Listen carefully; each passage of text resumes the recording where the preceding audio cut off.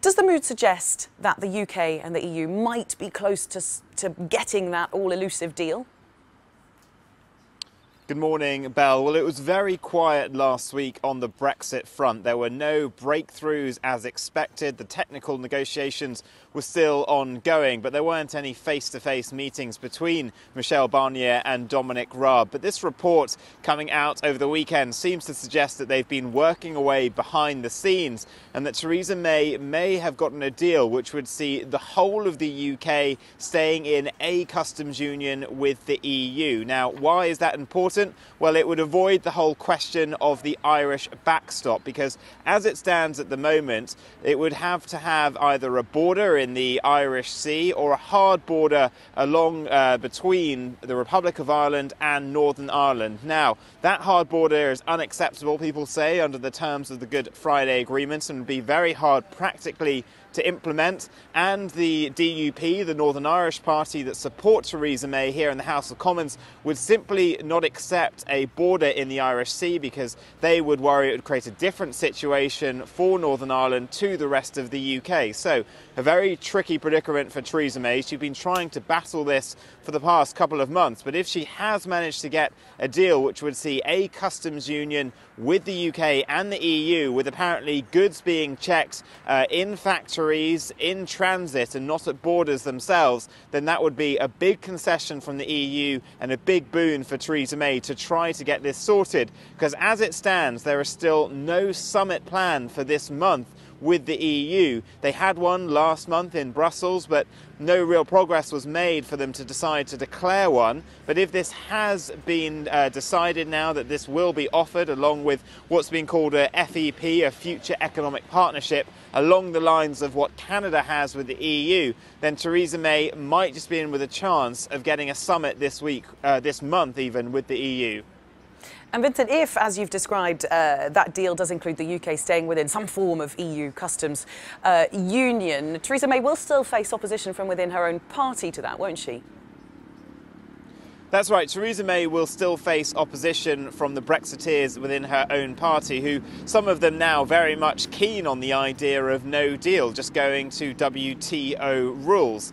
But there will be some who will be persuaded by the argument that Theresa May can make that if they don't agree to this after all of her work, they will be the ones responsible for some pretty projected damage if the UK does crash out with no deal. It's thought that if she has secured a customs union, she'll be able to pull some of them into this, especially ones who have tight margins in their constituencies. It will please the majority of her MPs, and she'll also be able to bring over some Labour MPs who are in parts of the country that voted to leave, and she might just have enough of a majority to get through the House of Commons. And as well, for her DUP partners, she'll be able to turn to them, and she's in a deal with them to supply her votes in the Commons, which says, well, this measure means that there isn't any different circumstances for Northern Ireland. We'll all be staying in like this. But one thing she could try to do to make sure she's got just about enough, to make sure she's got that DUP support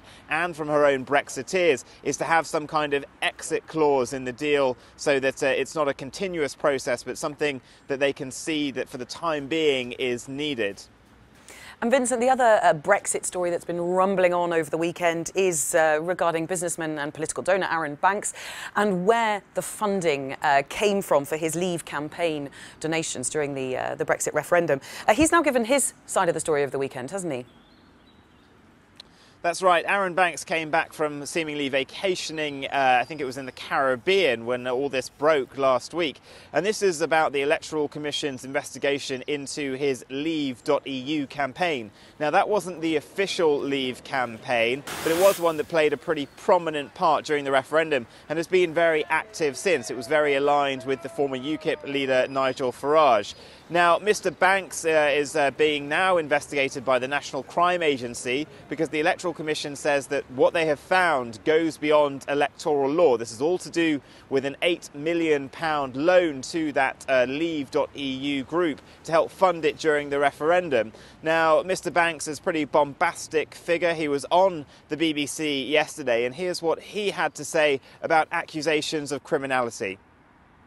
Came from a UK registered company. It was generated from cash generated from businesses in the UK, and the whole misunderstanding revolves around the role of Rock Holdings as a holding company. Well, before we start, I'd just like to say, absolutely for the record, there was no Russian money and no interference of any type.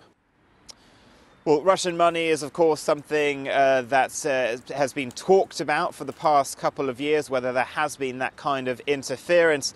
And this investigation has really prompted more people to start coming out over the weekend and calling for a second referendum, citing this suspicion that something went on. We've had a group of, I think, about 70 business leaders who have written over the weekend saying that they are now calling for a second referendum, and now a group of a few hundred prominent lawyers, including the Labour Baroness Helena Kennedy QC, also writing this morning saying that a second referendum now needs to be done on whatever it is that Theresa May might have secured with the EU. But for Arron Banks himself, I'm sure he's someone who will be seeing more of over the week. He's quite a combative person. He tried to sort of muddy the waters yesterday by saying that even he now thinks that maybe if he knew what he knew now, back in 2016, he would not have opted for leave and for remain. Lots of people saying that's a bit of a distraction strategy.